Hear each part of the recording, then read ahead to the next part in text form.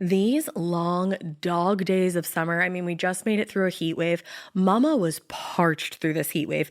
I was hitting up Dunkin' every single day, and I will continue to probably for the rest of my days, but especially this summer. Dunkin' is helping everyone stay cool this summer with its lineup of refreshers. These drinks are packed with bold, fruity flavors and served ice cold. It's amazing. Dunkin' refreshers are the perfect afternoon pick-me-up. I like to start my morning with them personally, and then sometimes I go back for a second one because I'm just feeling crazy. They come in a variety of delicious flavors, including fan favorites mango pineapple and strawberry dragon fruit. And then for a limited time, there's black cherry and there's pink pineapple. I'm going to tell you something right now, and it's a bold claim, let me tell you, but I stand behind it. Pink pineapple will change your life. It is so good. It has me feeling like I'm sitting in a pool, resort side, just living, honey. It's so yummy. Try your favorite flavor with green tea, sparkling water, lemonade, or Dunkin's all-new limeade. I haven't tried the limeade yet, but I'm going to. Usually I get my drinks made with green tea and occasionally lemonade, but I do really like the green tea. Or if you don't want to build your own, try one of Dunkin's curated refreshers like the Cherry Lime Ricky or the Ultimate Pink Daydream. The Cherry Lime Ricky, scrumptious. I could drink like 3 of these a day. They're so freaking yummy. Head to Dunkin' today and find your favorite refresher. Dunkin' refreshers contain less than 1% fruit juice. Limited time offer. Chilling crime cases are mysterious, but finding coverage shouldn't be. With the State Farm Personal Price Plan, you have options and can personalize your plan to help create an affordable price so you can get back to cracking all of life's bigger cases. Talk to a State Farm agent today to learn how you can choose to bundle and save with the Personal Price Plan. Like a good neighbor, State Farm is there. Head to statefarm.com to get a quote. Prices are based on rating plans that vary by state. Coverage options are selected by the customer. Availability, amount of discounts and savings, and eligibility vary by state. This episode is brought to you by SoFi, the all-in-one finance app. The sooner you start investing, the more potential you have to build your money, even for beginners. SoFi makes it simple with an easy-to-use app. To get you going, SoFi is offering up to $1,000 in stock when you open up and fund a SoFi self-directed brokerage account. Terms apply. Learn more at SoFi.com/SXM. Brokerage offered through SoFi Securities, LLC. Member FINRA/SIPC. Hey, weirdos. I'm Elena. And I'm Ash. And this is Morbid.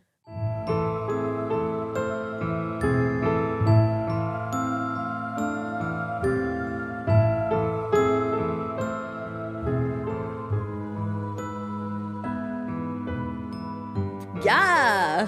You had like a stoner vibe about that, the way you said more bad. I'm in a different universe right now. Tell the people.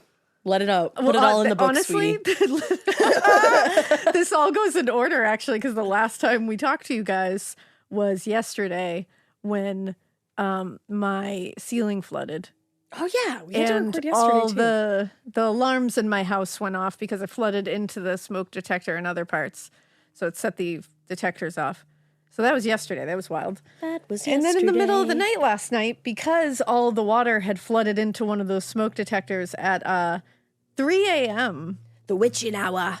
the alarm started blaring in my house, and a nice robotic voice was saying, "Fire, fire, fire." And I shot up out of bed, and I said, "Oh my God." And my kids ran down the hallway to us crying because they didn't know what was going on. That's horrific. And John's running downstairs. We're just like, it's chaotic. It's mayhem. He discovers that that it's like a false alarm. So we try to get everybody back to sleep, but everybody's all wound up and terrified. My littlest one was like sobbing. It was awful. One of my twins was trying to tell my littlest one, like, "It's okay. We have fire drills in school." It was so cute. Like, cute. It's cute now. At the time, I was like, this is chaos. Yeah, this is horrible. But so we finally get everybody kind of settled, and then within 10 minutes it blares again. And it does that another 4 times. No. Back to back within 10 minutes each, or like 5 minutes sometimes, till finally he was able to like clean it out, disconnect that one. And he was like, finally get it so that it wasn't going to trigger again. Right. But by What a that nightmare. point, it had been over an hour of all of us being shot up and not going back to sleep, and the kids being upset, me being stressed. Like, it was just all a mess. So it was chaos. Like, the youngest one didn't want to go to sleep, so John was trying to sleep like on the end of her bed to calm her down. And that's too tiny for John. One of my twins was like, "Is everything cool?" And I was like, "Yeah." And she was like, "See ya," and just went to sleep. The other one was like, "Can I come in bed with you?" And I was like, "Sure." And so it was chaos last night. The dogs had no fucking clue what was going on.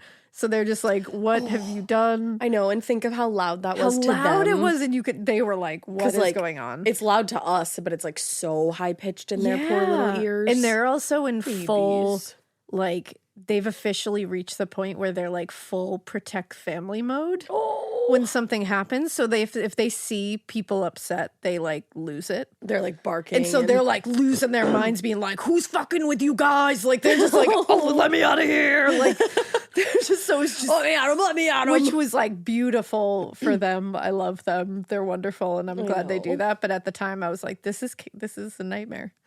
This is a nightmare. So today I'm just a zombie. Okay. It's like Halloween all over again. Yeah. I'm just, I'm living that right now. I don't know how much sleep we got because also it was so like off and on. And also, sorry, I'm like telling you my whole life story right now, but I'm so tired. It's going to be a ramblin' Rose moment. But I don't think that's like your whole life story. Also, one of my twins lost a tooth at school yesterday. So the tooth fairy came. Just, in the middle of all that. In the middle of all that. She still had to do it. Which can be very stressful for the tooth fairy as well. Yeah. So that was added onto it. Really? Luckily, the tooth fairy did come, and it was great because the tooth fairy never misses, Damn, she really does be working OT. She does. So good job, her. Tooth fairy. Shout out to the tooth fairy. Shout out to the tooth fairy. The tooth fairy now has to answer the children's letters that they write her when they lose teeth. Now that they can write. And they're like, "What's your favorite food on Thanksgiving?" Thanksgiving. In fact, one time it was the last one. I promise I'll be done after this. You're like, "Oh, the last letter that they wrote to the tooth fairy. They asked what she wanted to be for Halloween, and the tooth fairy answered a stack of pancakes. I hope that's what she was.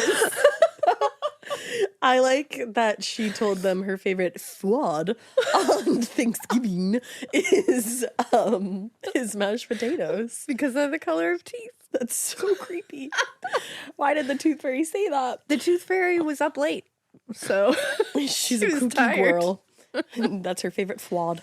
But yeah, that's where I'm at today. So I'm really glad that Ash was telling you the story because I don't know what kind of rocket ship I would take us all on today. So I watched some Gabagool last night. And then I watched some Southern Charm, and then I fell asleep at a normal hour. I'm sorry, but I slept so like nice for you. Fucking baby. Well, okay, the night before, though, I was up all night because of my freaking cats. Jiggling the door all night. Oh like, my God. Let me in. I'm like, "I'm not letting you in here because you're going to go crazy and you're going to shove everything off my nightstand at all hours of the night. So no, I'm not doing it." No. And then last night, they were on their best behavior. Good for those cats. My cats. My cats. My cats. Well, I wish that I had like a uplifting story for you, a story of justice, or, like something spooky to make you loll. But I don't. Oh. I have a pretty tragic case. The woman at the center of this case is a cool lady, though. Like, reading about her and learning more about her. I mean, her life is very tragic, but learning about who she was and kind of like what was important to her, I was like, this lady I want to be friends with. Like, I'm into it. And it's a bit of an oldie. It's like a goodie. 20/30s, but it's really, really interesting. And I hope you like it. So this one's for you. This one's for me? Yeah, I don't know. I felt like I was introducing a song at a concert, so it just felt right to say this one's for you. So hey, co-host, this one's for you.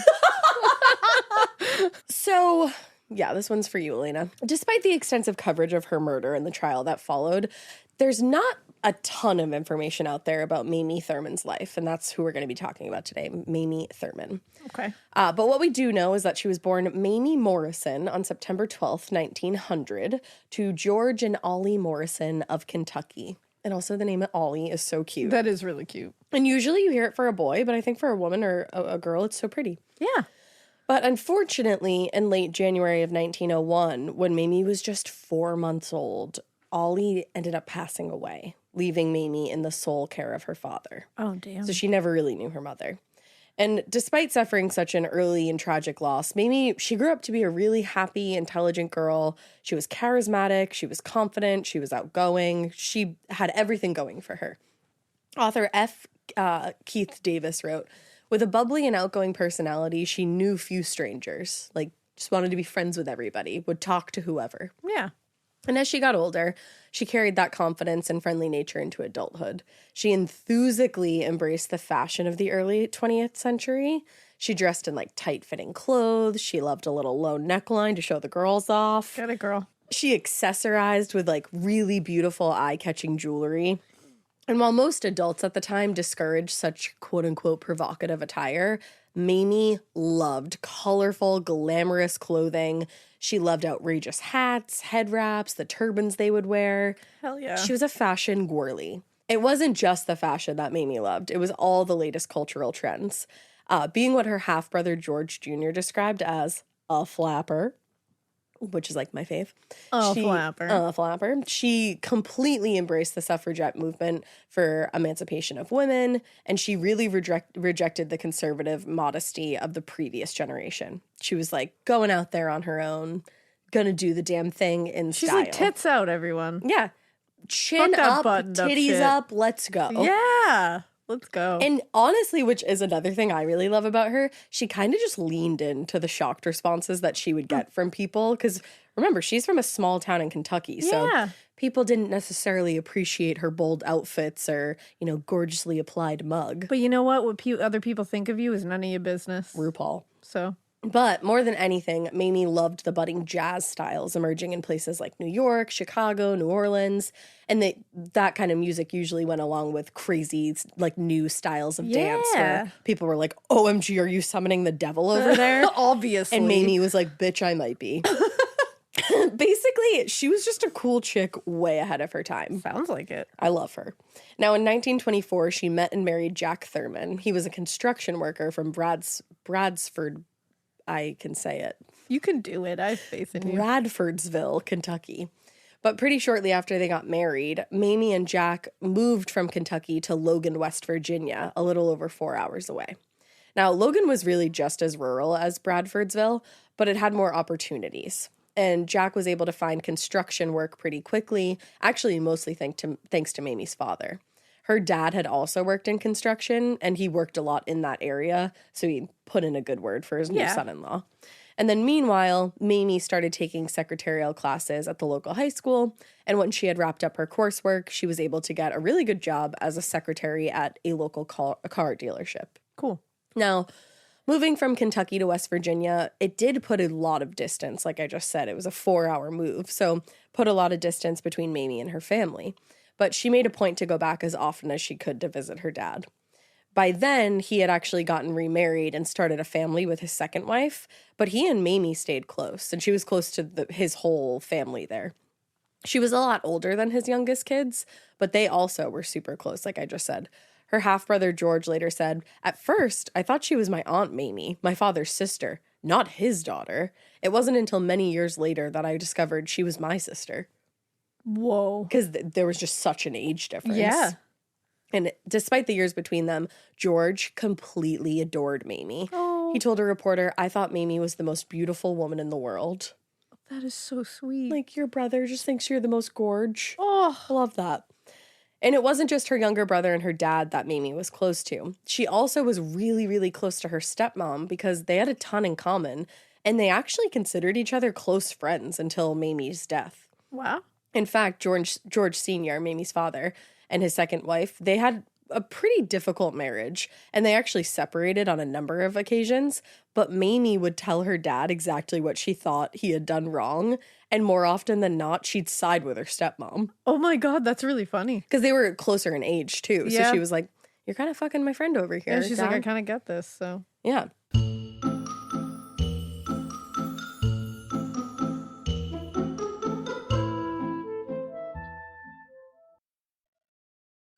The best summer pieces are the ones you end up wearing on repeat, comfortable, versatile, and somehow right for almost every occasion.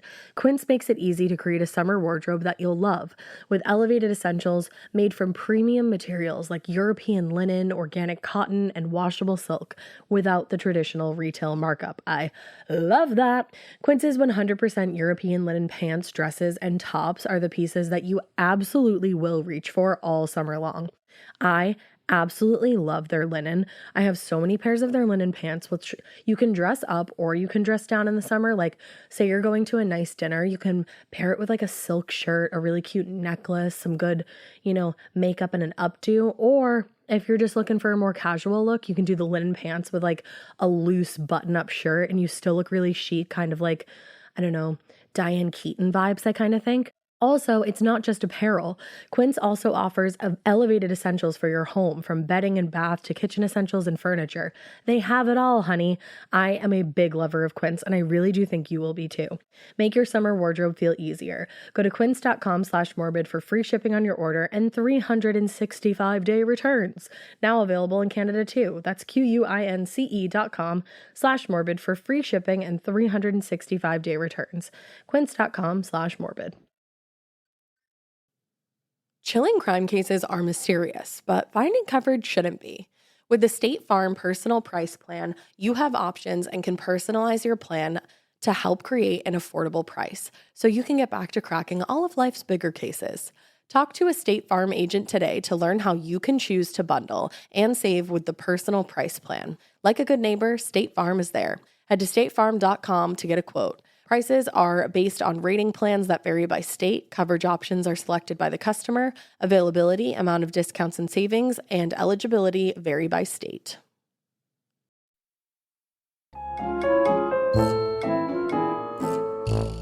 Now, when George Sr. unexpectedly died in 1928, Mamie actually helped her stepmom move into a one-room, quote-unquote, no-frills apartment at the Pioneer Hotel in Logan, and she kept visiting her and hanging out with her as often as she could. Oh my God. Yeah. And like I said, That's really sweet. It is. And like I said, they were pretty close in age, so they actually would like go out with each other at night, occasionally in the company of other men. Oh. 'Cause Mamie had a little fun on the side. Yeah, apparently. Yep. And, her stepmom could because her dad had passed away. But yeah, she's a widow now. Exactly. But a few years after moving to West Virginia, Jack is Mamie's husband. He ended up joining the local police force, and Mamie was able to get a better job working as a secretary at one of the largest banks in town.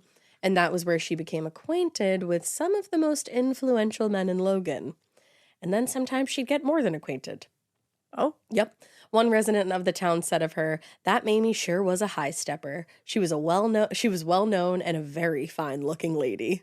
Imagine being described as a high stepper and a very fine looking lady. I mean, let's go. What a legend. What a legend. Leave. That's the thing. A legacy is what I meant, but legend works too. What did you say? I said a legend to leave. I meant a legacy. Oh.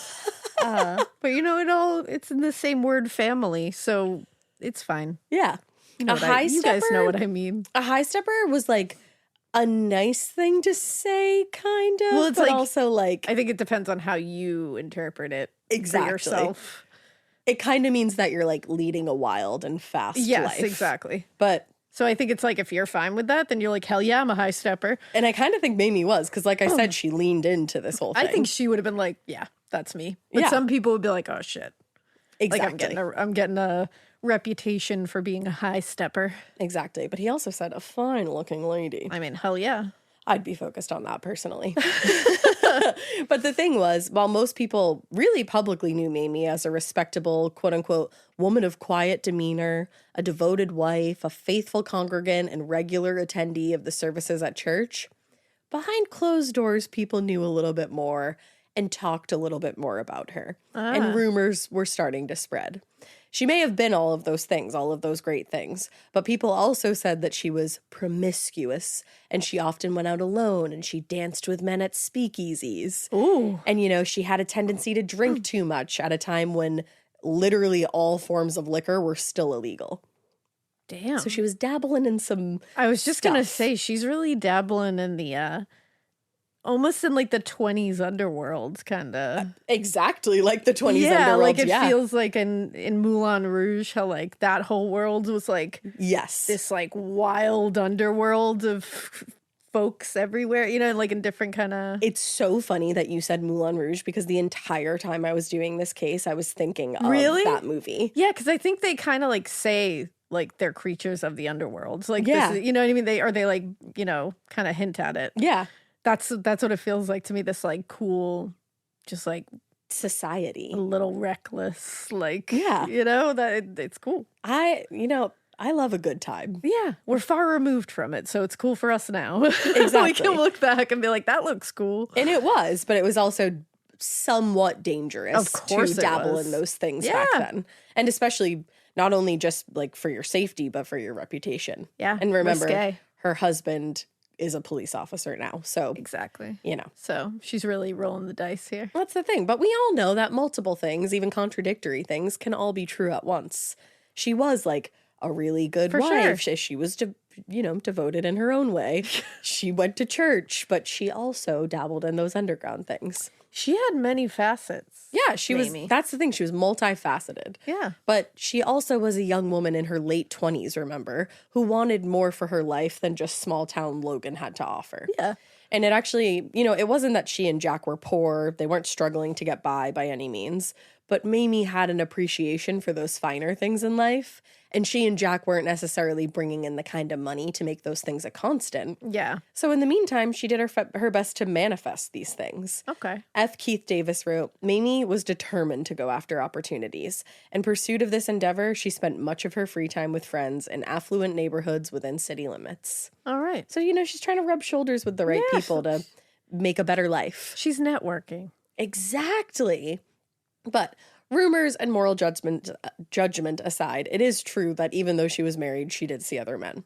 Her half-brother recalled, I remember Mamie coming over to visit Mom, who stayed at the Pioneer Hotel. I remember men coming in and going out of our room at all times of the day and night. Oof. So it also reminds me of like Gatsby a little bit. It's very much like that. That one scene where they had the hotel party with Myrtle. Yes. Oh, Yeah, that's a it stressful reminds me scene. of that. Very stressful.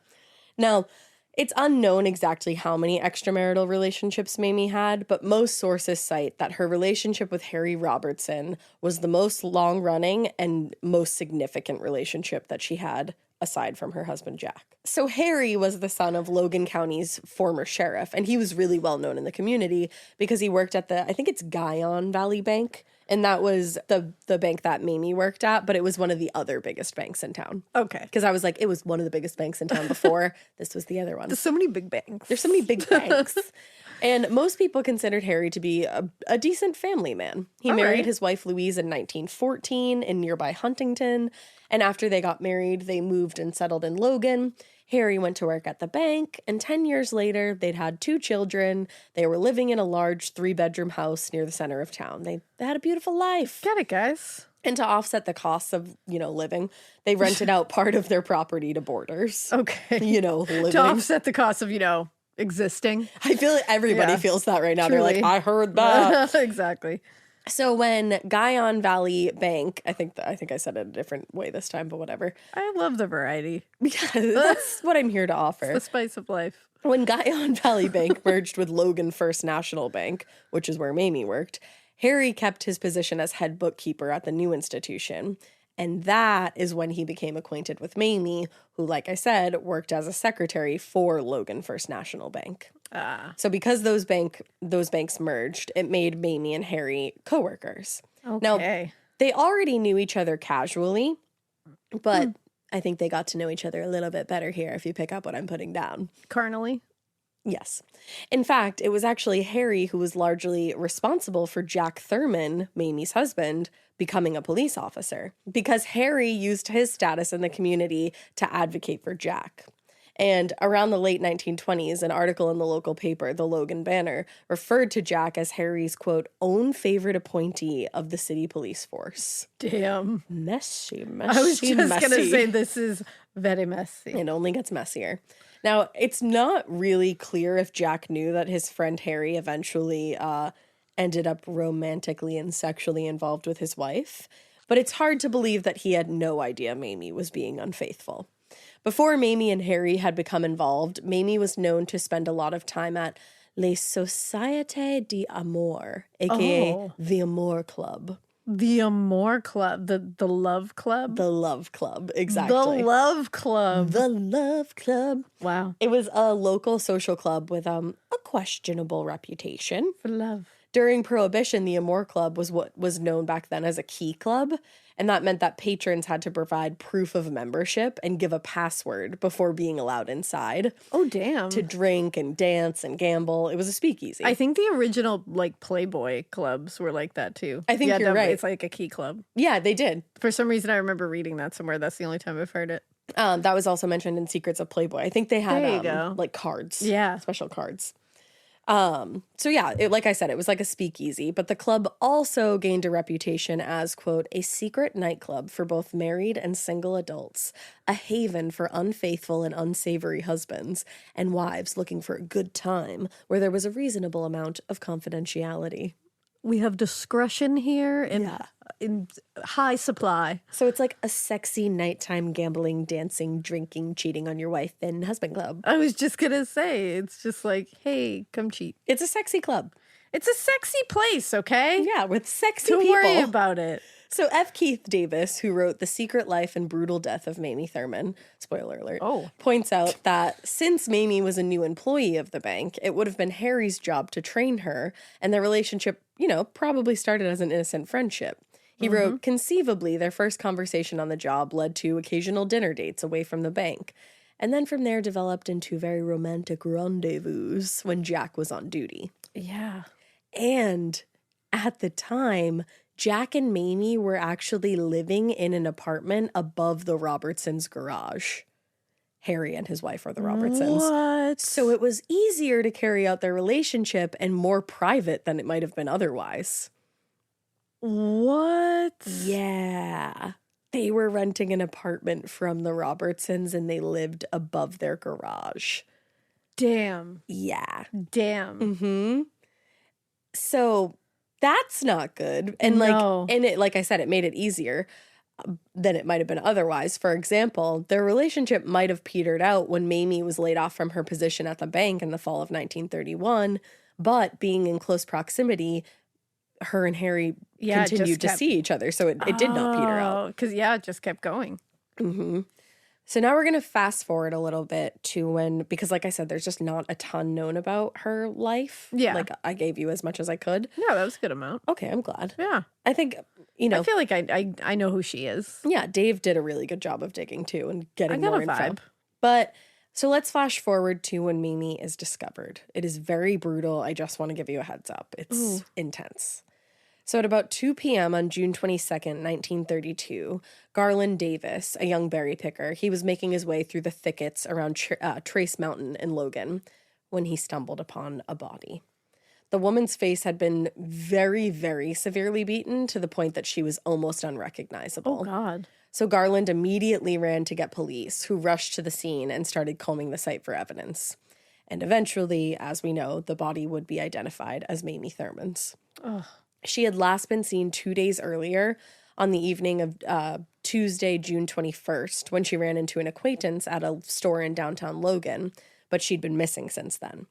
And upon first glance, it was obvious to investigators, even though a knife was found in the area where the body was discovered, it was obvious to them that Mamie had been killed somewhere else and then dumped in a ditch near the briar patch. Oh, okay.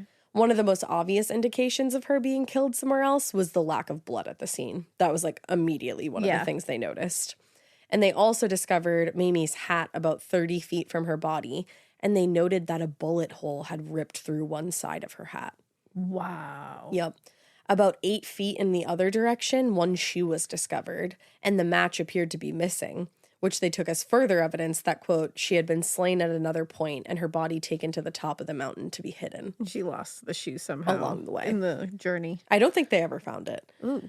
Now, Mamie's purse was also located near her body, and her cash and other belongings were still inside. So this wasn't robbery because she also had rings and other jewelry still on her body. So they quickly ruled that out as a motive.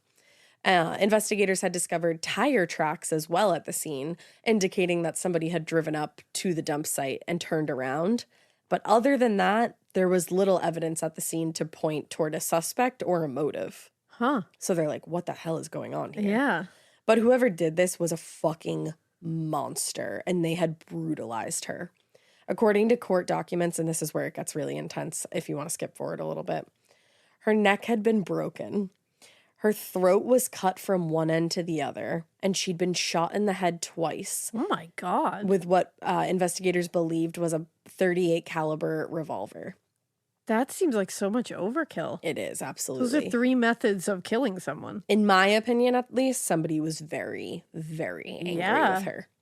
And during the coroner's inquest the following day, it was stated, this is interesting, it was stated that the cause of death was the knife wound to the throat, which had severed the trachea, the carotid artery, and the jugular vein. And they thought Mamie had been shot twice to make sure she was definitely dead. But this would later be amended after a review where they determined that the actual cause of death was the 2 bullet wounds in the head. Wow. And they said her death was instantaneous, and the broken neck and wound to the throat occurred post-mortem. My God. Yeah. I'm surprised they were even able, especially back then, to determine from the 3 of them. Because I also wonder if this person was trying to confuse the cause of death. I wonder. Because those are 3 specific causes of death. Like, right, that's the thing. those aren't just injuries. Like, slicing someone's throat is trying to kill them. Yeah, Shooting them in the head, trying to kill them. Breaking their neck, trying to kill them. Yep. That's the thing. I think they maybe could have been trying to throw them off here. And according to the medical examiner, quote, 1 bullet entered behind the left ear and ranging upward emerged 1.5 inches above the right ear. The other, entering on the left side of the forehead, made its exit at the back of her head. There were powder burns over the face and in the wound at the rear of the left ear. Death resulted instantly from the gunshot wounds before the throat was cut. Wow. So intense. That's really intense. It's insane what was done to her. Now, despite the lack of evidence or other information to inform the case, police wasted no time in identifying Harry Robertson as their primary suspect. Oh. And he was arrested in his home in Logan at about 8:30 p.m. that very same night. Huh. The arrest was almost based entirely on their rumored relationship.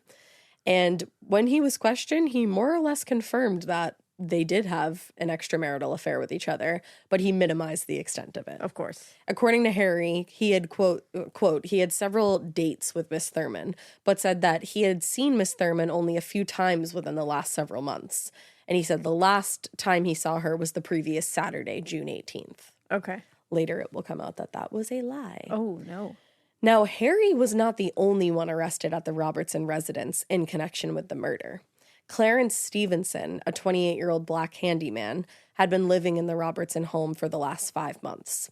And based on his statement given at the time of arrest, investigators believed Stephenson, quote, was a go-between for Robertson and Miss Thurman in arranging details of meetings. And then that was also corroborated by Harry Robertson. Okay. Now, Clarence wasn't technically employed by the Robertsons, but he lived at their house on and off for the last 2 years. And he'd do odd jobs. He would take care of their hunting dogs in exchange for the accommodation of, room and board. Now, according to Harry, both he and Clarence were home all evening the night that Mamie disappeared. And Harry said he went to bed around 11. Okay. Now, rumor and innuendo might have led the police to Harry Robertson's home, but once they were there, they knew they were in the right place. Oh. A preliminary search of the residence turned up evidence they say pointed to Harry Robertson and or Clarence Stephenson as the killer. Oh, damn. During a search of Harry's car, investigators found what they believed to be blood stains under the floor coverings. And in the basement of the home, they found, quote, stains believed to be caused by blood and a depression in the brick wall of the basement that officers said might have been caused by a bullet. Wow. So this is just like, yeah. It's just like, you're basically found with a smoking here gun. it is, like literally. And based on the evidence collected, Harry Robertson, his wife, and actually another boarder at the house were taken into custody. The 3 of them were held at the prosecutor's office, and Clarence Stephenson was also arrested, but on the other hand, he was, quote, secretly removed to a jail in Williamson as a precaution against mob violence. Jeez. Because he's the only black man who was arrested out of these 4 people, and they're worried for obvious reasons. Especially in that time period? Especially in that time period. And please remember where we are. We're in the South. Oh, yes. We're in Kentucky. Absolutely. So really, really bad things could have happened to him. Absolutely. Now, Not only did the murder call attention to Mamie's affair with Harry Robertson, but it also shined a very unwelcome light on the Amour Club, where she was said to be a frequent flyer. Just days after the murder, the press started putting out stories about the club, referring to it as a rendezvous where at least half a dozen prominent Logan men with their women friends met occasionally. Oh, excuse me, they're women friends. They're women friends. And they're saying, like, these are the prominent men in the city, or in the town. Eek. So it's like you're pointing very specific fingers at people that you don't want to fuck with. Oh, it's getting messy. It's messier. And it's so sad that this is like so messy and scandalous, but on the back of like Mamie's brutal fucking murder. Yeah. And in my opinion, the right person does not get convicted for this. Interesting. But we'll get there. All right. Now, as far as anybody knew, the club, the Amour Club there, did not play a role in Mamie's murder, but investigators still wanted to question as many patrons as possible, and that's kind of why it got discovered and put into the press so much. Yeah, that makes sense. Now, in the days after the murder, detectives also questioned Mamie's husband, Jack, who stated that he had been on night duty Tuesday and Wednesday night and, quote, was seen frequently in the streets until 5:30 a.m. Wednesday morning. Okay, so they were like, Jack is not our guy we need to worry about. No, that basically accounted for his whereabouts during the time that Mamie was believed to have been murdered. Yeah. Now, investigators also noted that he had no car and he also didn't know how to drive. So it would have been very difficult and close to impossible for him to have murdered his wife and then transported her body up to the top of Trace Mountain and then back to be seen on the streets. That'd be pretty tough. He didn't do it. Yeah. I'm not saying he didn't arrange it. I don't know. Oh. I don't know at all. You're not saying he had like anything to do with it, and you're not saying he had nothing to do with it. Exactly, because I don't know. I wasn't there. I wasn't there. It was a very long Allegedly. time ago. Now, on June 25th, Harry Robertson and Clarence Stephenson appeared before a packed Logan courtroom where they were arraigned for Mamie Thurman's murder. I believe his wife was eventually let go and the other boarder was eventually let go. Oh, okay. And it was just Harry and Clarence now that we're going to stand for this. This feels very, that felt very Burke and Hare. Yes. Like how they bring everybody in and then they start slowly snipping off people. Yeah. Yep, exactly. And I think it's basically to see like what they can get out of all see of if those they'll people. turn on each other, see if anything comes of it. Exactly. Now, the session, the arraignment, took much longer than was expected because the case had drawn such a large crowd, it actually had to be moved to a larger circuit court. Both men pleaded not guilty to the charges, but only Clarence Stephenson was called to the stand. I'm going to let you ponder that for a second. Huh. Now, he was guarded by half a dozen state troopers because, again, they were very concerned for his safety during this entire thing. And questioned under oath, he shared what he knew of Harry Robertson's relationship with Mamie. He told the court he had never heard Robertson make any threats toward Mamie. According to Stephenson, Harry and Mamie actually had plans to meet the night she disappeared, but he said those plans were broken the previous Sunday by Harry himself, and he'd actually been the one, Stephenson, to take a note to Mamie to let her know that they weren't going to be meeting up anymore. Interesting. For the most part, Clarence Stephenson's testimony corroborated actually most of what Harry had told investigators in the days previous, but there were some details, either from Stephenson or Robertson, that contradicted previous testimony. Okay. So their stories lined up in some ways, but then in other ways, one would say something where the other one was like, no, that's not what happened, and vice versa. So it gets to be like, huh. Like, what really did happen, and like, who's covering for who Yeah, here? exactly. Who's lying here? Now, for example, when he was initially asked about the bloodstains discovered in the car, Clarence told the detectives that they had often transported the hunting dogs in that vehicle, and occasionally their feet bled just from, being outside. Oh. I know, and like on rough terrain. Oh my goodness. So sad. That makes me sad. I know.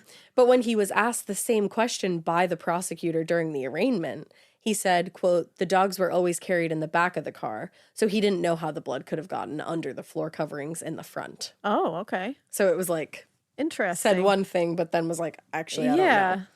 Now, it was at this point that Clarence Stephenson's demeanor changed dramatically, and he became reluctant to answer really any of the prosecutor's questions. And he was visibly nervous. So the judge was like, hey, what's going on? What's going on, buddy? And he told the judge he, quote, had seen a man at the back of the courtroom twirling a pistol, a man who could kill me, he told the judge. Whoa. Now the judge was like, okay, like identify this person trying to kill you. We'll make sure that you're protected. Clarence was like, absolutely, no, I'm not going to point him out. What? But being a black man in a small Kentucky town, I can't say that I don't understand his That's reluctance absolutely. to point this person out. No, that makes a lot of sense.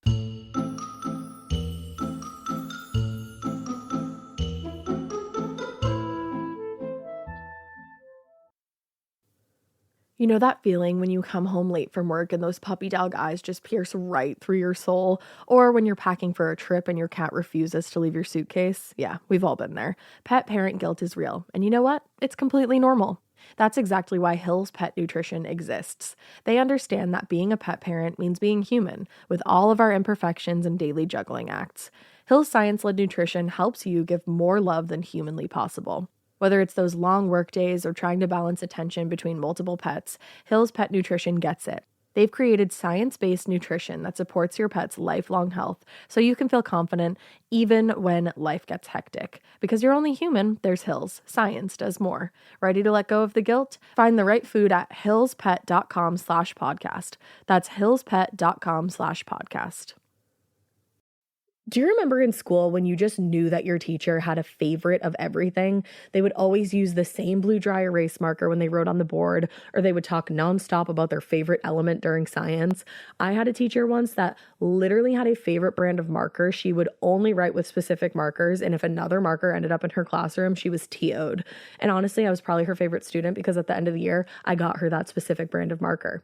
Let's talk about their real favorite thing, though. Their favorite tissue brand. Kleenex. According to Teacher List, they are the #1 facial tissue trusted by teachers. Kleenex Ultra Soft tissues are silky soft to help prevent skin irritation, and now you can take them anywhere with Kleenex Snap and Go. I absolutely love Kleenex Snap and Go. It's so perfect to have that in your car. I had a cold last week and I was just... Honey, my nose was a faucet. I hate to do this to you, but it was disgusting. Drew literally came out of our garage with like 15 of the Kleenex Snap and Goes, and I put those in my glove compartment, and honey, they were easy access. It was so nice knowing that I didn't have to blow my nose into like an old wrapper that I had. Ew. So do the best thing for your kids' teachers and stock up on the ultimate classroom favorite. Maybe it'll make them their teacher's favorite student. They definitely have a favorite. Don't even get me started because, again, you know it was me. For whatever happens next, grab Kleenex.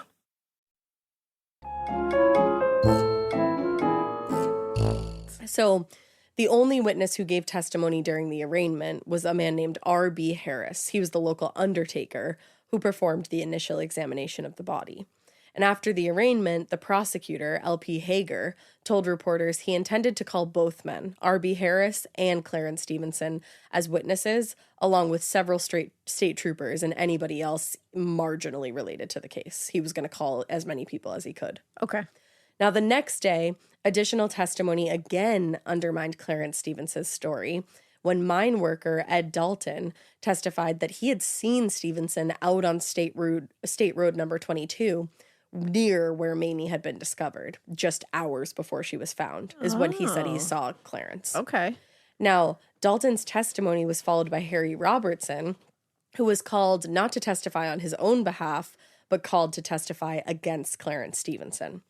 The testimony was expected to be sensational and take up most of the day, but instead it actually confirmed most of what Clarence Stephenson had already told the court. Oh, so did it backfire? It did a little bit. Now, what was curious, though, was a letter said to have been written by Clarence Stephenson to his sister that the prosecution's office intercepted in the middle of all of this. Huh. The letter read, "Please do all you can to help me and go to Mrs. Robertson and tell her that they have taken me to Williams to keep anyone from seeing me. But I will not tell anything to hurt Mr. Harry. And tell her, and do stand up, as we all know that it's going to be hard on me and Mr. Harry. They don't know anything to hurt us. That's why they've taken me away from Logan. So tell Mr. Harry that I will die before I lie on him or Mrs. Robinson. Please help me." Okay. Now, I don't really think there's anything incriminating in that letter, personally. All he was saying was like, so. I'm not going to lie, and I would never do anything to hurt them. And even him saying like they don't know anything to hurt me, that's why I guess people could probably look at that and be like, does that mean there is something and they just don't know it? But I take it as like there's nothing. That's how I take it. I'm confident in the fact that they don't have anything. That's how I take it. Because otherwise, how could he be so confident that they Right. don't have something? Right. If he did it. Exactly. Yeah. I guess it could be taken the other way. It's very interesting. You could speculate, I guess, but there's no smoking gun or confession in there to me. That's how I felt. Yeah. And as far as Robertson and Stephenson's attorneys were concerned, the letter hinted at some sort of scheme or conspiracy to railroad these two men for a crime they didn't commit, and they doubted the validity of the letter in the first place. Oh, okay. That's interesting. They basically were like, I think maybe this got made up somehow and the prosecution is going to use this against them, but I don't even really know how they're going to. Again, messy. Now, defense attorney C.L. Estep told the court, the state's case should be built on a substantial foundation. You will not get justice by accusing the wrong man with the crime. And a few days later, after the arraignment, Harry Robertson posted $10,000 bail and was released from jail. But Clarence Stephenson was unable to post the bond, so he was remanded to his cell in Williamson. So now Harry's out, but Clarence is still in jail. When realistically, at the beginning of all of this, he was believed to be the accomplice. I was just going to say he was not the main guy they were even going after in the first place, and now they're treating it like he is the only guy? Oh, just wait. I don't know about this. It's horrible. So while the investigation had moved surprisingly swiftly from the start, there was a brief lull in the case during July when investigators had to wait for the blood test to be completed. Okay. When the test results finally came back in late July, they did confirm that the blood found in Harry Robertson's car, I repeat, in Harry Robertson's car, and on Clarence Stephenson's clothes was human. Oh. Blood was also discovered on a straight razor that had been found in the basement, but according to the chemist who conducted the study, the stains on the razor, quote, were too faint to test accurately. But if you have found blood in the car and blood on one of their clothes, I'm willing to bet the blood on the razor was human. Yeah, I don't. There's nothing in me that believes that's not human blood. No. I'm not saying it's her blood, but I'm just saying it's human. I feel like that's human blood. So in early September of 1932, the case had stalled, and despite the offer of a $1,000 reward for any information that could lead to a conviction, no new leads were turned up. Damn. And all the while, Clarence is just sitting in a prison cell. And for such a brutal crime, to have like no leads and to just be holding this guy. Yeah. Damn. It's nuts. So the prosecutor made the decision to take the case to the grand jury based entirely on circumstantial evidence because they really didn't have an option. And like you said, they're wasting all this time and one person's sitting in jail, another's out on bond, and this isn't really going anywhere. Absolutely. So he kind of like between a rock and a hard place was like, let's do this. Yeah. Now, Harry admitted to having an affair with Mamie, and Clarence admitted to his role in helping facilitate the infidelity. But once again, they both denied any involvement with this murder as they were headed to trial. And after 2 months of heavy press coverage and rumors, almost everyone in the county had formed an opinion on the case. Of course. Some felt that Harry was guilty, while some other people found it hard to believe that somebody as smart as Harry would, quote, leave such an obvious trail of blood from his basement to his sedan, from the house to the mountainside. But I'm like, I wouldn't in be the so heat sure of the about moment, that. Yeah. Look at how brutally she was killed. Yeah, exactly. He could have been very angry, and anger distracts. Yeah, exactly. Makes them do stupid things. Mm-hmm. And now others thought the whole case seemed suspicious from the start of everything, and the evidence was too convenient, almost like somebody was trying to frame Harry for the murder. Okay. And then there were even some people who believed that Harry's wife, Louise, had taken matters into her own hands and killed Mamie in order to end the affair. Huh. So we're really speculating here. And we continue to. Wildly. While opinions on who killed Mamie were divided among the residents of Logan, a majority of people felt that Harry was somehow involved. Yeah.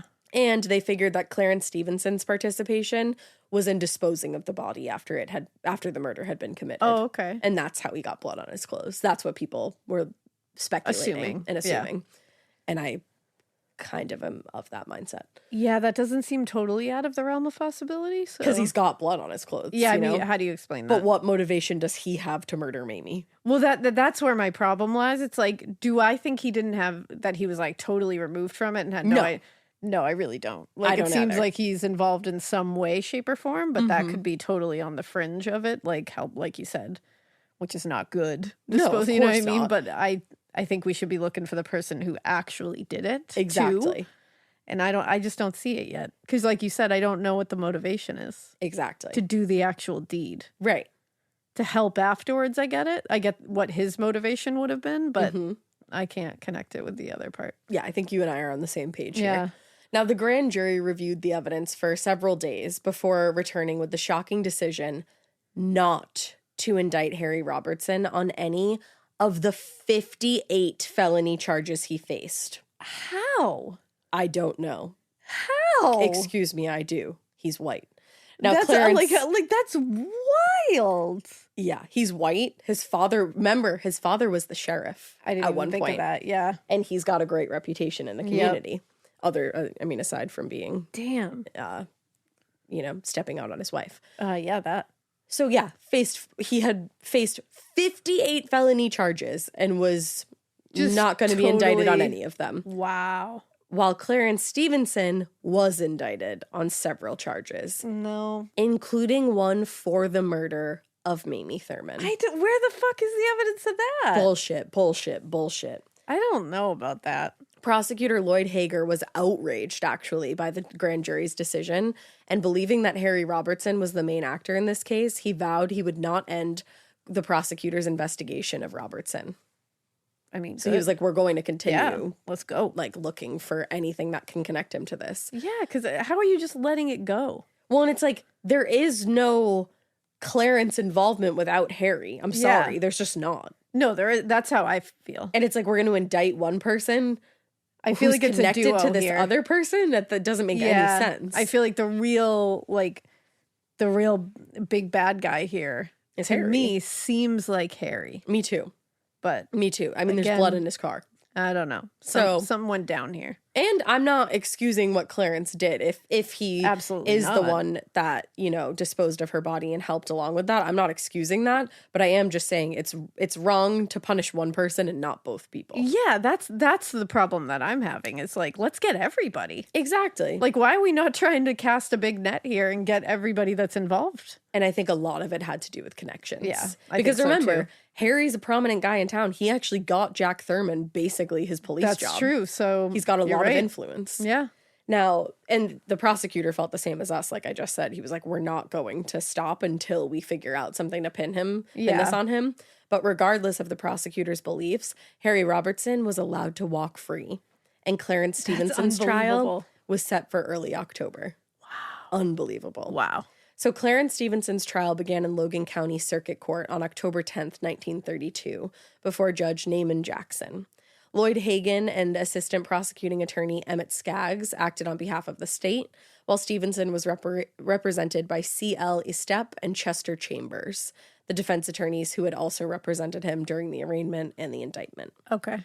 The opening day of the trial attracted more than 1,000 people to the court. Damn. Most of those people packed themselves into the courtroom to witness what was at the time the biggest case in Logan County history. Wow. And outside, additional people waited to get in while street vendors sold water, fruit, snacks, this, that, and the other thing. Wow. It's like- That's like a circus. It's like, y'all, we're here because a woman was brutally murdered. That's the thing. This I'm is like, really damn, we gross. were really like scraping the bottom of the barrel back then. I understand being interested in court proceedings. I For would sure. never say that I wasn't because No, here we of are right course. now. But like, There's a certain street vendors there's selling. a certain decorum Yeah. in a court, I would say. Yeah, exactly. I don't think you should be like selling hot dogs at a court case for a murdered woman. No, me either. Yeah. I think we can all agree on that. I think we would can. I hope. think that's one thing we can all stand together on. That'd be great. Look, we found it. Look at that. United we all stand, I think. Here we are. Yeah.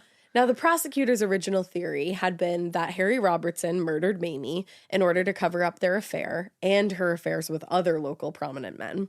And he had enlisted the help of Clarence Stephenson to dispose of the body on Trace Mountain. Yeah. But when the grand jury failed to indict Robertson, they were left with only one suspect and forced to prosecute what was like we were just saying, seemingly a motiveless crime. That's the thing. I got to know what the hell's going on here. So instead of offering a motive, the prosecutors just stuck to the evidence, occasionally implying that Clarence Stephenson may have acted in a misguided attempt to protect his boss, Harry.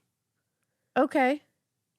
I don't see it. I mean, But they were grasping at straws. I was just going to here. say, I guess in terms of grasping at straws, that's a decent attempt Yeah. because you're going to convince people, some people of that. I think that's the only thing they could have done. I think that's like one of those things that I could see people believing that partially. So Now, on the first day of witness testimony, the undertaker, R.B. Harris, and Dr. W.S. Rowan took the stand, and they explained to the jury how the body was discovered and transported back to the undertaker's office, as well as describing the extent of Mamie's injuries.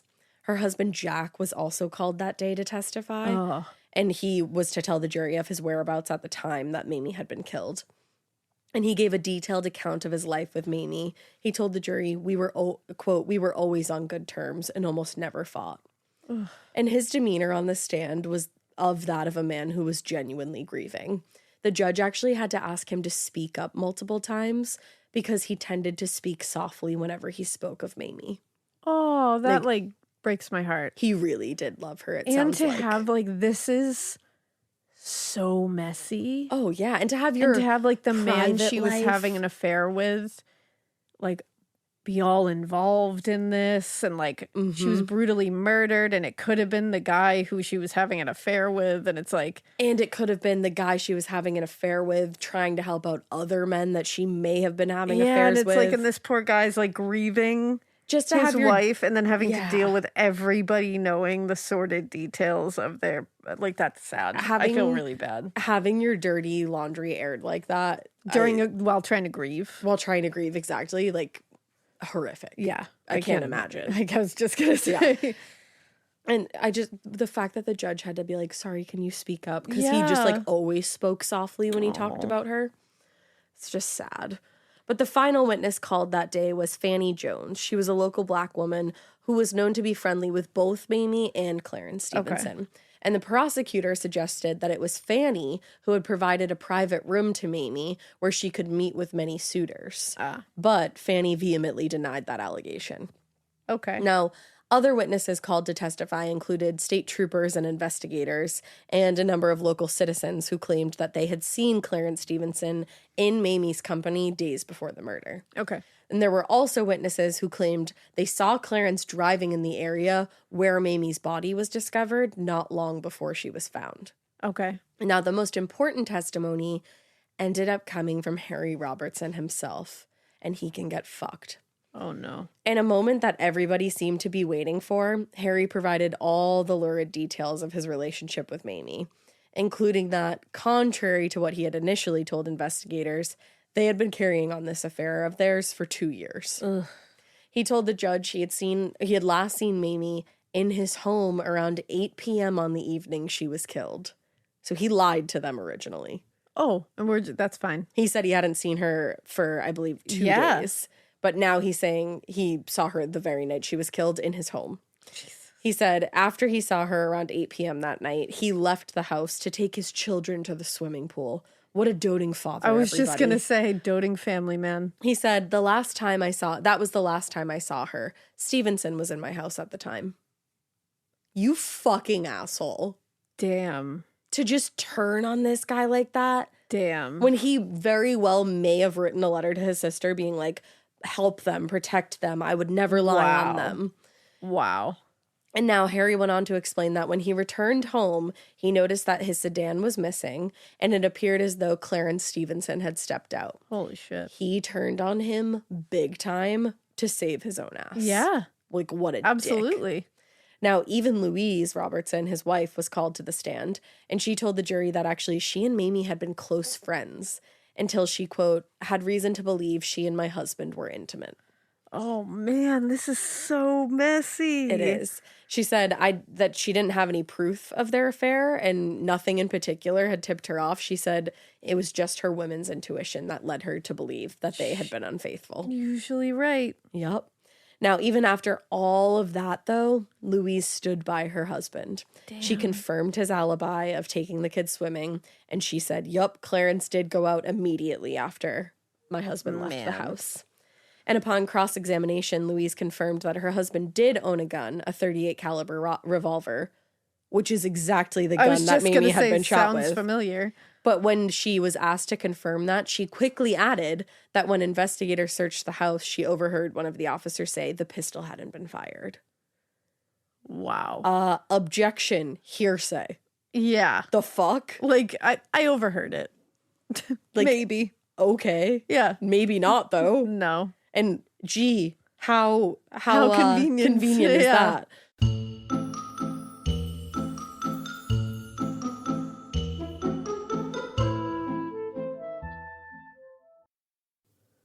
You know that feeling when you come home late from work and those puppy dog eyes just pierce right through your soul? Or when you're packing for a trip and your cat refuses to leave your suitcase? Yeah, we've all been there. Pet parent guilt is real. And you know what? It's completely normal. That's exactly why Hill's Pet Nutrition exists. They understand that being a pet parent means being human, with all of our imperfections and daily juggling acts. Hill's science-led nutrition helps you give more love than humanly possible. Whether it's those long work days or trying to balance attention between multiple pets, Hill's Pet Nutrition gets it. They've created science-based nutrition that supports your pet's lifelong health so you can feel confident even when life gets hectic. Because you're only human, there's Hill's. Science does more. Ready to let go of the guilt? Find the right food at hillspet.com/podcast. That's hillspet.com/podcast. This is a paid ad by BetterHelp. I happen to be somebody that struggles with people pleasing. So a lot of times I will build things up and up and up and up and up and then kind of get to the point where I'm like, I need to let this out to this person. Even in 2026, that stigma and just stigma in general can get in the way of a lot of things, like getting support for your mental health. Maybe you've encouraged friends to consider therapy while avoiding taking that first step yourself because you're busy.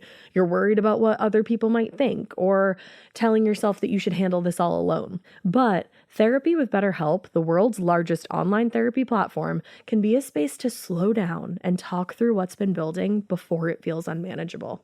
Just take a short questionnaire to identify your needs and preferences, and BetterHelp will handle the initial therapist matching work for you. Their industry-leading match rate means BetterHelp typically gets it right the first time. Feel confident knowing BetterHelp therapists work according to a strict code of conduct and are fully qualified. Don't let hesitation hold you back. Find support with BetterHelp. Sign up and get 10% off at betterhelp.com/morbid. That's BetterHelp, HELP.com/morbid.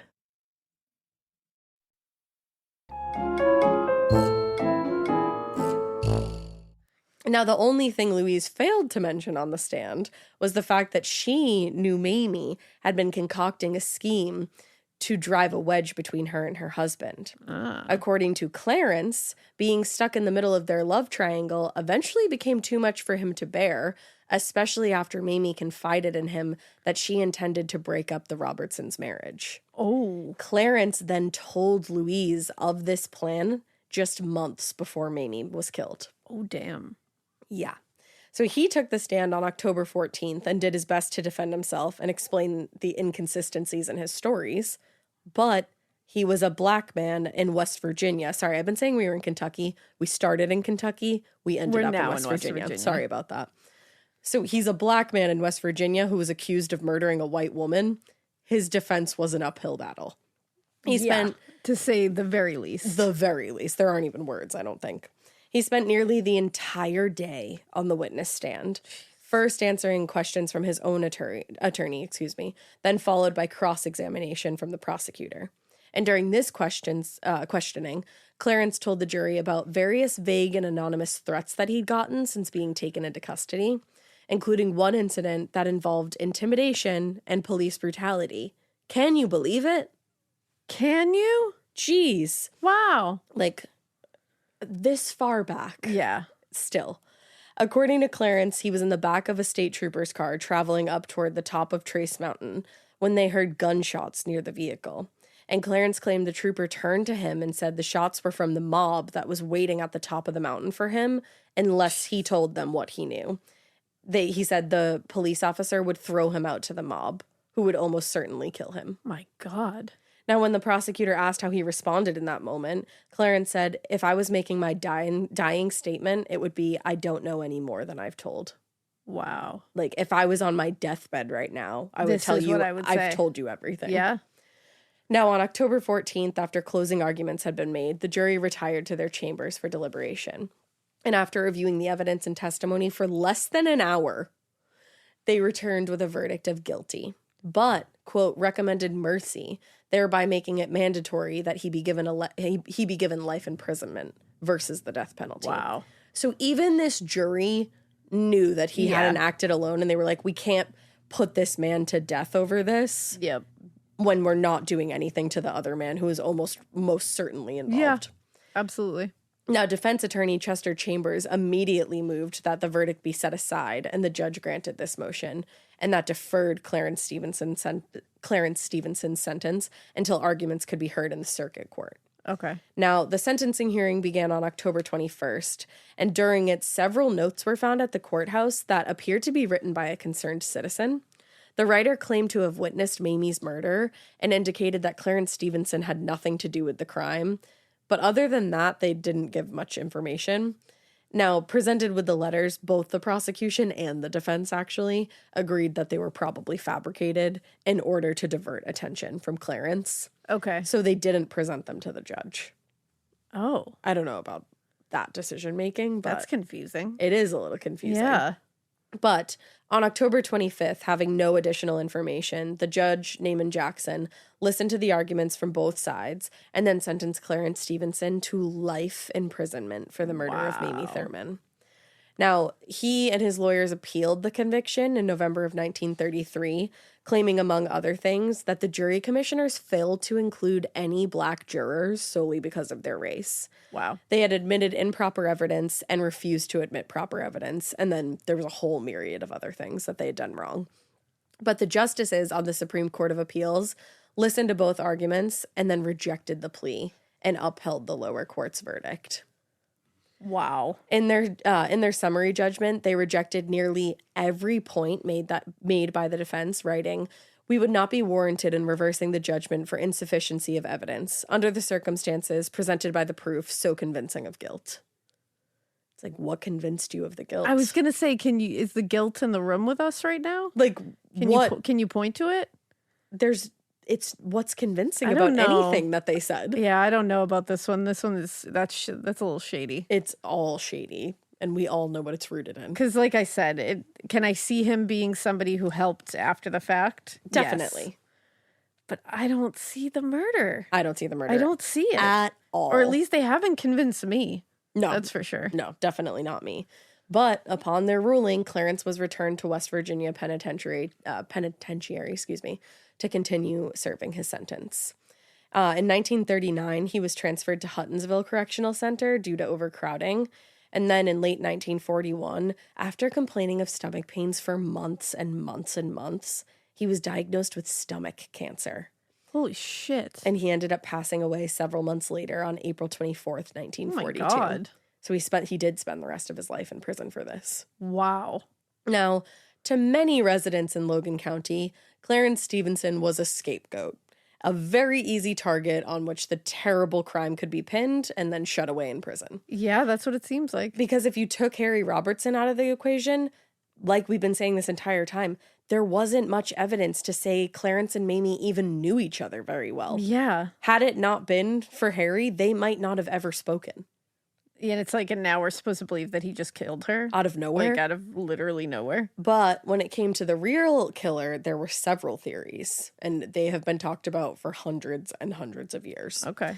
The most obvious and popular of the theories was that Harry murdered Mamie after finding out that she kept a list of her illicit affairs with several prominent men he killed her to prevent her from exposing their infidelities and ruining their reputations. Okay. And similarly, some people actually believed that Harry's wife, Louise, had killed Mamie, either because she learned of Mamie's plan to break up the marriage or because she simply wanted to end the affair. Yeah. I'm not sure about that. Yeah, that one. This one's hard. It's hard. I don't know about that, though. Yeah, I'm not sure. To me, I really do think 2 people were here for this. I kind of think that too, but then But I don't know. I mean, it could have been 1 person. it absolutely, like, it's My very gut much says 2. Yeah, my initial thought was there was 2 people. Because the gunshots, the sliced throat. That's the thing. It feels really brutal, which again, 1 person could absolutely do this. And we've seen it.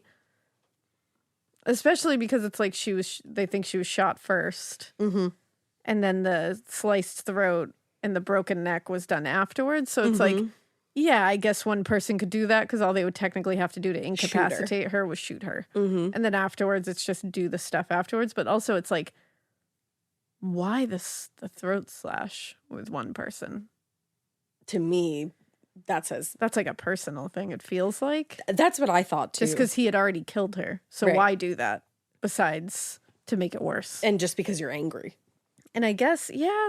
So, you know what? The more I think about I it, guess, yeah, I think no, you're it not kind of wrong. is 1 person. Yeah, and then the other person just came And the along other person to... was to help get rid of the evidence. Yeah, Yeah. yeah. I don't think it was Louise, though. No. No. No, that one doesn't check for me. But another popular theory was that Mamie had been killed by an organized crime group in order to prevent her from exposing their liquor operations in the area. Because remember, Prohibition. Okay. And throughout the... I'm not saying I don't see this. I could. Yeah. Personally, I think Harry had something to do with it, though. Throughout the investigation and trial, it became clear that Mamie was a well-organized, opportunistic woman who had been keeping notes and gathering evidence that she thought might be useful to her in the future. And as a regular patron of the Amour Club, it was likely that she had been intimately familiar with men responsible for the illegal gambling, the prostitution, quote-unquote, and the liquor coming in and out of Logan County. Okay. So some believed that if she had been discovered to pose a threat to the organized criminal operation behind those illicit activities, she would have been killed in order to prevent her from going to the police. This one makes the most sense to me. And as a support for this theory, some believers pointed to the execution-style method Yeah. of killing used in the murder. That's what's striking to me is the methods used here feel strange to me. Mm-hmm.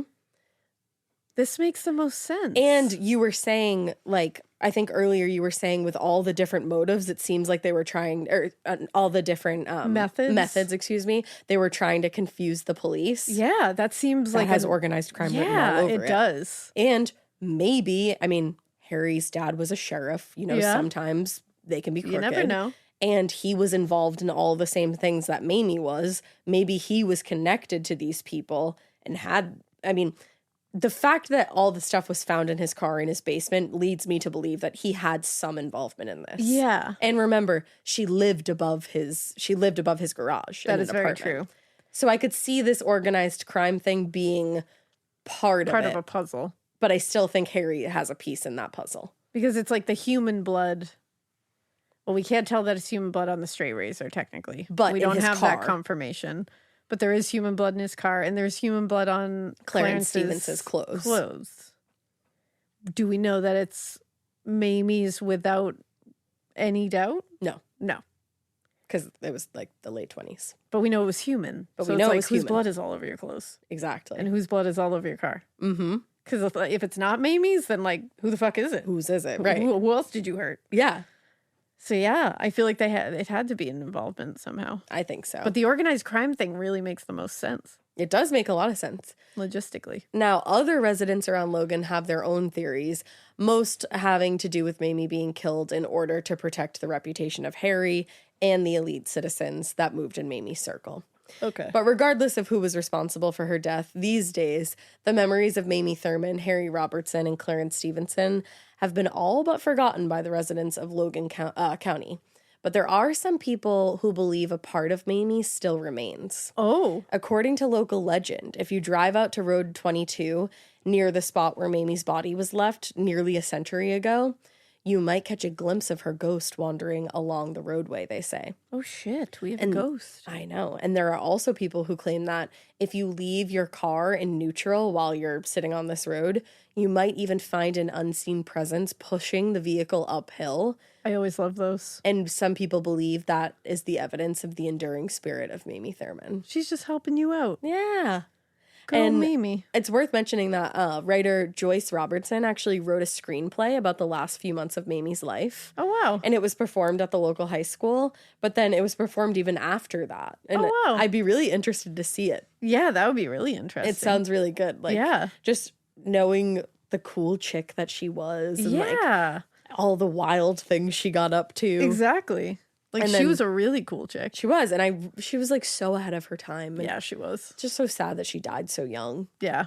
And just, it's also really sad that one person went to prison for it, And that it's the person you're like who is on the probably fringes of it. the least connected to it. Yeah. And the fact that Harry Robertson just got to go about the rest of his life. Yeah, I don't know about that. I don't know about any of that. But that is the tragic case of Mamie Thurman. Wow. It makes me so mad that we don't have like full answers. I know that, like, because at the end there, it really leaves it open to interpretation. And it's like, And the interpretation just leads to so many more questions. more questions. That's the thing. Like, you think you get it, and then you're like, wait, but this. Right, because we thought we had totally Yeah. got it, and then we get to the organized crime part, and you're like, And you're like, well, shit, that I makes could the see most that. sense. Yeah. No matter what, it's just so tragic. it is. Poor Mamie. It is, and poor Jack. Yeah. I don't think he was involved in it in any way. I don't think so either. I was leading you astray before.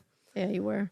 You're welcome. Thanks. But as always, we hope that you keep listening. And we hope you Keep it. weird, but not so weird that Not so weird that your fire alarm goes off at 3 a.m. yeah, don't For keep no it that reason. weird.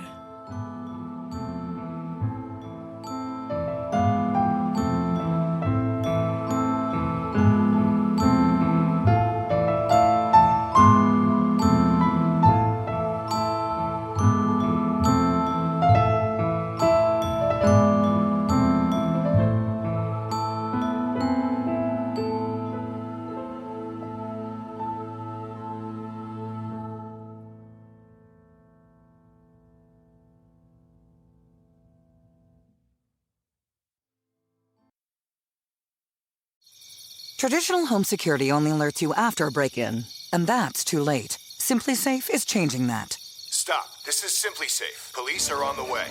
We don't just alert, we stop crime before it starts. Simply Safe, plan starting around $1 a day. Save 50% on your new system with professional monitoring at simplysafe.com/SXM or with promo code SXM.